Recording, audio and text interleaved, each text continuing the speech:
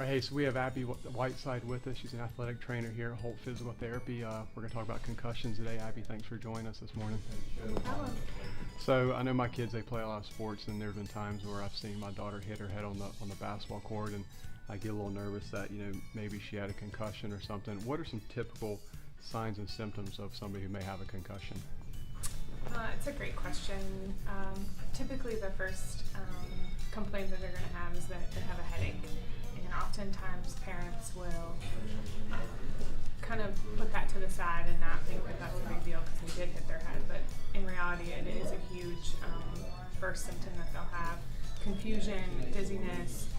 In extreme cases, you can get unequal pupils.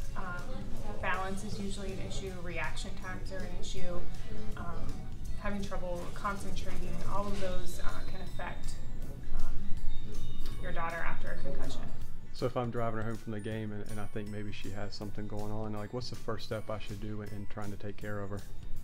Definitely monitoring her symptoms for the remainder of the evening. If she kind of declines or her symptoms start worsening and you notice, she's not acting the same, personality changes, mood changes, someone that is fairly happy most of the time and is very snappy or angry or emotional, those are all worsening of symptoms.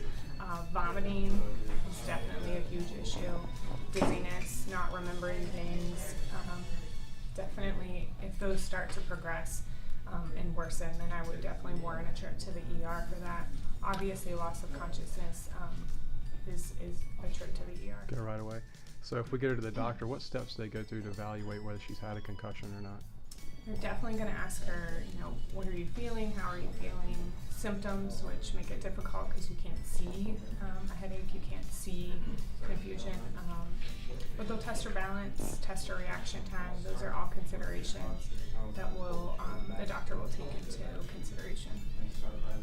And then when they decide, a lot of times they keep them out of school for a little bit and definitely out of sports. So what are some steps, or how do we determine when it's okay for somebody who's had a concussion to go back to school or to even consider going back to their sport?